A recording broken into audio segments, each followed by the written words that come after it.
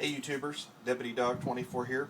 As I promised you in a couple of videos before that I would be doing a pretty rugged review on the Cold Steel Roach Belly knife, which is the knife in the front here. I'm not going to worry about keeping it pretty or you know, protecting the end or the edge or anything like that, because in a survival situation I'm testing this the durability of this in a survival situation to see if it would hold up. Okay, so I apologize, we're not actually in the wild, we're on my porch, and so I just had limited resources of what I could use. I live in apartments, so I didn't have a lot of wood that I can go and gather right here at the moment. If you chop down trees at your apartments, they tend to get mad, so we don't want that. So I did want to show a couple other knives just to show the relative size of the Roach Belly. This is the Opinel number 9, made in France. It's a folder that locks with a unique locking system. They come in all different sizes, but this is the number 9 held up to the Cold Steel Roach Belly. Just a little bit smaller than that, but the Roach Belly is a lot thicker, and it's got jimping, and it's a fixed blade. So I just wanted to show you the relative size on that one. Then the next one I've got is a little bit shorter, but still durable Mora knife. This is the high carbon steel blade. This is made in Sweden, and this is a fixed blade knife, which is really cool because it's got that little. I didn't think I would like that at the beginning, but when I got it, I kind of fell in love with it. So it's a little bit bigger than the Mora knife, so we're going to see how dependable and how sturdy it is. So we'll do some reviews on these other knives later on. So let me get these out of the way, and what we're going to do is just to see the practicality of using this as a survival knife or a bushcraft knife, because it is kind of small. It does resemble the Pathfinder knife Dave Canterbury has. Of course, his is a lot thicker. I think it's a little bit bigger and probably a lot more sturdy, but this one is $13 and his is like $250. So there's a big difference there. This is a very, very sharp knife. I did cut paper with it. I think I did some cutting tests when I first got it out of the box. You can see it's already got a little bit of work on it because in a video I was trying to make earlier and had some problems with the video that it didn't show, so I had to reshoot this video. So it's got a little ruggedness on it already. As you can see, I've already made a little bit of shavings and things.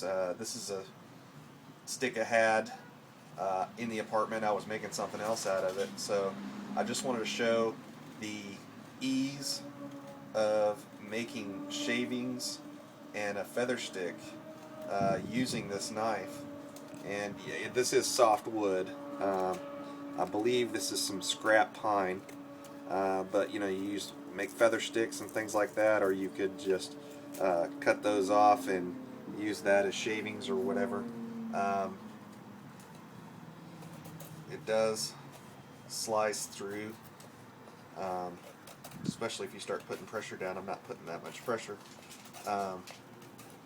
on the blade. Now I can tell already from the use that I've put it through, because I haven't sharpened it since then, I can feel it getting a lot duller.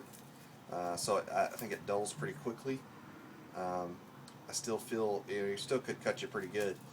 It's still cutting really well, but I could already feel a difference. If you use blades long enough, you can tell the dullness factor. But I've been hammering some stuff and beating some stuff, so I'm already putting it through the tests.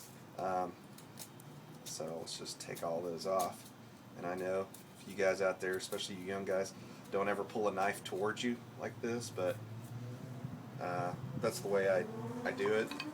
Yeah, I've been cut before, so don't try it at home, kids. Now what I've got here too is, this is just some logs I had in the apartment for decorative purposes in my man cave, because this is like the anti-girl stuff. No woman would have had logs laying around, I think, maybe except for Evie Crawfish's wife, but she's a John Wayne woman. So we're just going to see how well this batons into a big piece of oak.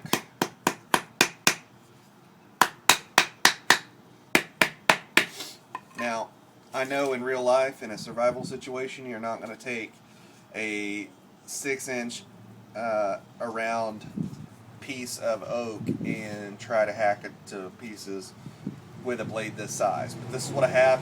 I just want to see what it would do in a hardwood. It's hammering in pretty good. Now, of course, you got the little bugs. There's, if you were in the wild, there's your little meal right there. So let's pull that away and see what it's doing. But just the wood itself.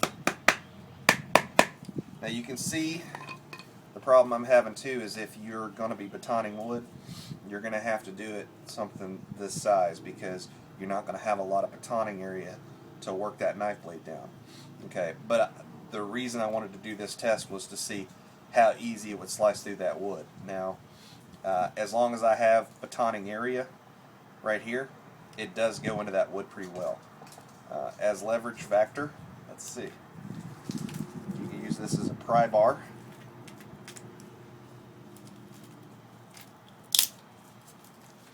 Okay, stands up to oak.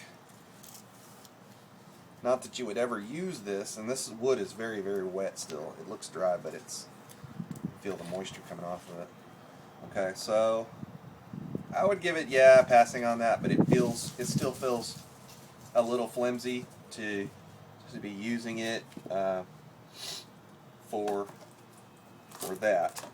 Now, this is hard bark and I can't break this here, so what I'll do is I will use this and maybe do a little batoning test on this, seeing how it is a little bit thinner.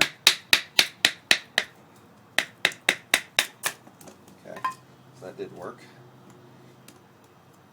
Now this bark is dry, so this is dry oak bark. So this will be good for a fire if you were needing to start one in the wild. So that did work. Alright, so that's what we got so far, and you can see it's got a little wear on the blade there. I'm not going to sharpen it until I really, really need to, but that's what we got so far on the cold steel, and I will be abusing that a heck of a lot worse in the future. So thanks for watching, and have a good day.